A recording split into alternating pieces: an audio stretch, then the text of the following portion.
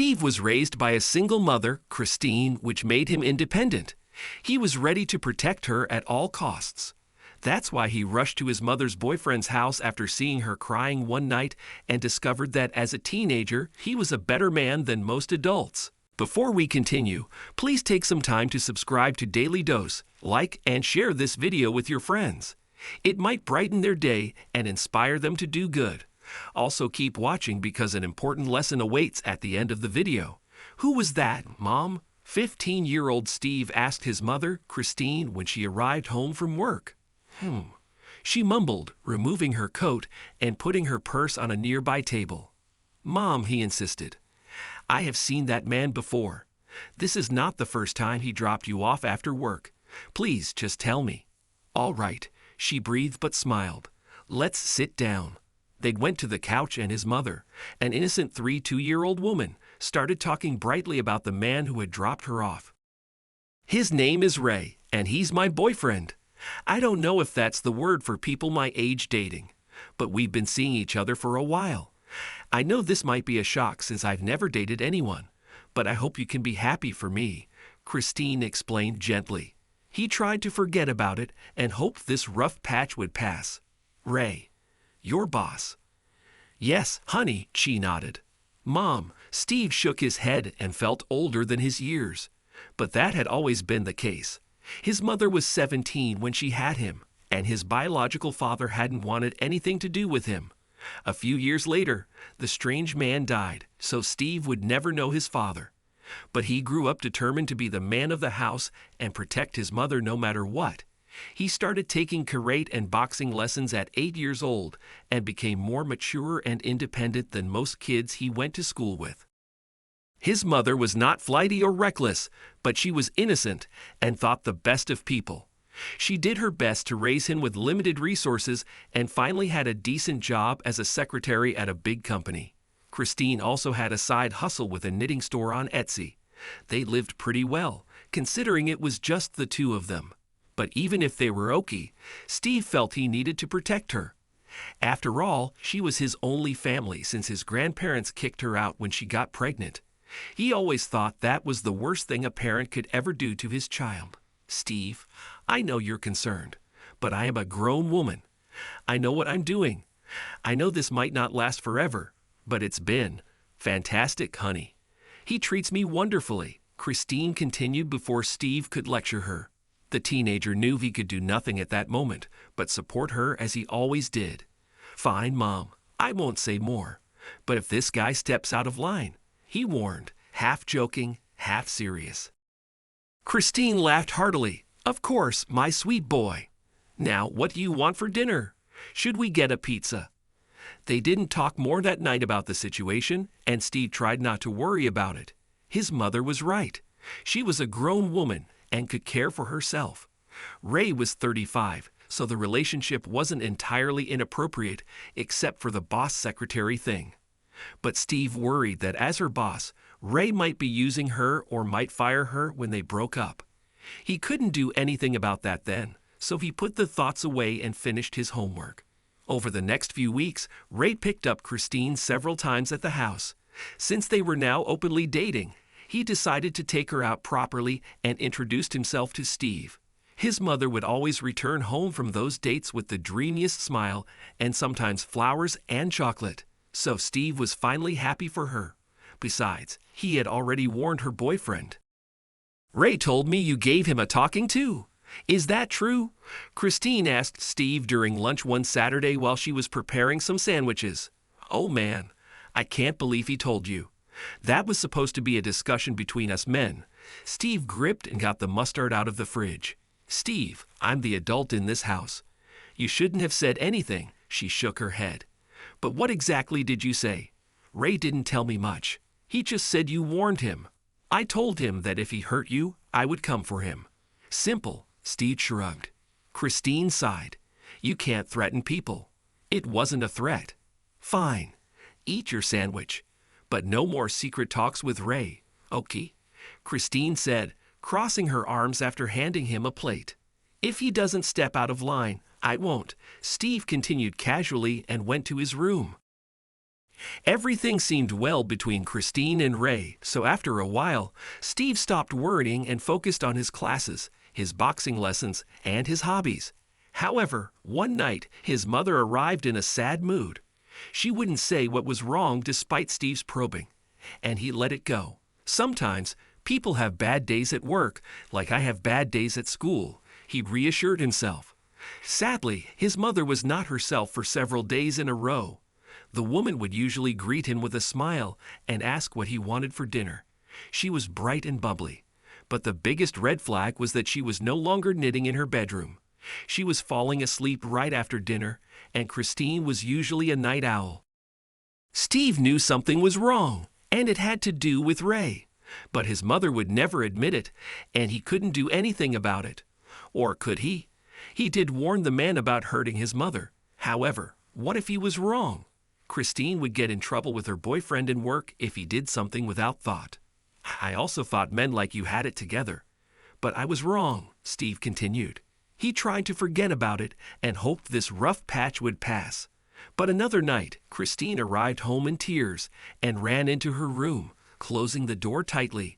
Steve followed and knocked, trying to get answers. Mom, what happened? What did he do? Did he hurt you? Mom.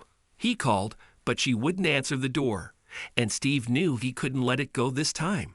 He knew where Ray lived and would teach that man a lesson. Steve grabbed his mom's car and drove to Ray's house. He only had a learner's permit and never abused what he could do with it.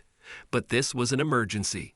He banged on the man's door, and Ray answered it. Steve thought the older man would be surprised by his appearance. But somehow, his expression said he was expecting this visit. That only made the teenager angrier. What did you do to my mom? I warned you about her. I warned you. She's crying her eyes out in her room. I swear, Steve said menacingly. His heart was racing, so he had to catch his breath before continuing. But Ray stopped him. Please, Steve, he said sadly and quietly. Tell me now, the teenager demanded, storming into the house. Okay. The thing is, when your mother and I started dating, I told her that it would only just be dating. We couldn't go further because my family would never approve of her. Ray revealed, shocking Steve. My father is powerful, and he's still the company owner. I'm just the CEO. That's messed up. Yes, but it is what it is. Your mother started talking about the future. She was sad because I told her to give me time. I was truly considering everything. I thought I could find a way to change my father's mind, but it would take time. Unfortunately, he found out about our relationship. Ray swallowed. And he came into the office today, demanded I fire your mother, and yelled at her in front of everyone. Steve's eyes were so wide, he thought he would pop a vein or something. And you didn't defend her. He demanded, his nostrils flaring. I couldn't. If I go against my father, I lose everything. I couldn't, the grown man stuttered. And you fired my mother. After everything? After getting her hopes up? After taking advantage of your secretary? Steve scoffed disdainfully. I can't believe this. I thought you two would break up eventually, but I never thought it would be because you're scared of your daddy. You're a little boy, Ray. Hey, kid, you don't get. Shut up. I'm speaking now. I was raised by just my mother and no father or even father figure. That made me grow quickly. I know I have to work hard to become successful and earn good money to care for my mother. Steve began, his anger changing to almost humor. He started laughing in Ray's face, almost like the Joker in front of Batman. Steve, Ray breathed. I also thought men like you had it together. But I was wrong, Steve continued. I can't believe that a 35-year-old CEO is so afraid of his daddy that he has to follow his every word. Turns out, I'm much older than you. I would do anything for the people I love and wouldn't let anyone stomp on them. My mother will be all right, and she'll find a better job and a much better man. But your father will control you even after he's gone. I feel sad for you. I came here to beat you up or punch you, but it's not worth it. With those words, the teenager turned and returned to the car, planning to cheer his mother up and help her find a new job. They were moving on from Ray, his company, and his father's words. They would all be all right. Luckily, Christine was a trooper. The next day, she held it together and apologized to Steve, who told her everything was okay. They started searching online for new jobs, and she seemed happy with the idea of finding a new place of work. So that was good. However, an invitation arrived 3 days after Steve's confrontation with Ray. "It's for a company party," Christine said after reading it. "They're inviting everyone and their families. Maybe they forgot to take you off the employee mail list?" Steve wondered, grabbing the invitation. "Let's go, Mom," Steve encouraged, and she nodded, pressing her lips together. "Should I go?" she asked him, showing her vulnerability clear as day. "It would be a chance to face them with my head held high, I guess." "Well, if you want to go, we'll go," Steve said, although he wasn't sure it was a good idea. "At least we know there will be good food." They laughed together, and the teenager knew his mother would be all right. She was holding in her pain, but she was rising above it, probably for Steve wouldn't worry much. She was his greatest role model. They went to the party, arriving a bit later so the entire company would already be there and they could blend into the crowd. They ate the hors d'oeuvres. Steve noticed some people looking at his mother strangely and with confused expressions, but she wasn't paying anyone any attention. Christine was acting like it was a typical day at an office party. Suddenly, Ray got on stage and took the mic. His father, Mr. Higgins, was standing right beside him. They finally learned that the company was celebrating its 30 years in the business. Christine had not known about it before because a different department handled it. "Welcome, everyone. I can't tell you how happy I am that you're all here with your families because Higgins truly values all of our employees," Ray began, and his father beamed proudly. "Family is all that matters at the end, and I wouldn't, I mean." Christine and Steve looked at each other, wondering why Ray was stuttering. "You know what?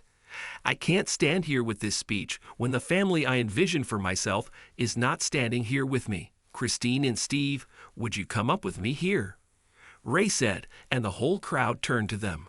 Christine's eyes widened in shock and confusion, but Steve looked at the stage, and Mr. Higgins' face turned red.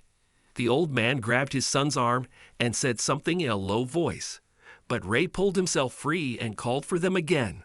"Let's go, Mom," Steve encouraged, and she nodded, pressing her lips together. "Christine is the woman I love," Ray said when they got on stage. The crowd oohed and awed at that statement. "I know everyone in the office probably heard what happened a few days ago. I should have done something. I was not acting like a real man, and I have Steve, her son, to thank for reminding me so thoroughly. But I want to be a man now." Finally, Ray turned to Christine. "Christine, will you marry me?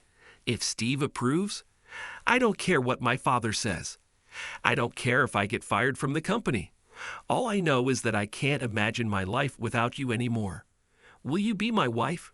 the CEO announced, and Christine burst into tears as he ran to his arms. The whole party cheered, but Mr. Higgins yelled, "You can't marry a lowly single mom. I will take away everything I gave you." "I have all I need right here, Dad," Ray clapped back. Steve tried hard not to smile, but he clapped along with the other invitees. The teenager never expected this from Ray, but he was proud of the man.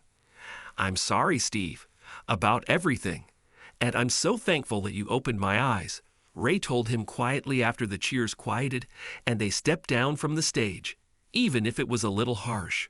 "What did Steve do?" Christine asked. "I'll tell you later, dear," Ray said and patted Steve's shoulder. "Would you approve of me marrying your mother?" Steve rolled his eyes good-naturedly. "It's what she wants. I'm happy to see that maybe I was wrong about you, but the warning always stands. I might not be so lenient if something happens again." Ray smiled brightly. "Never again," he promised the teenager.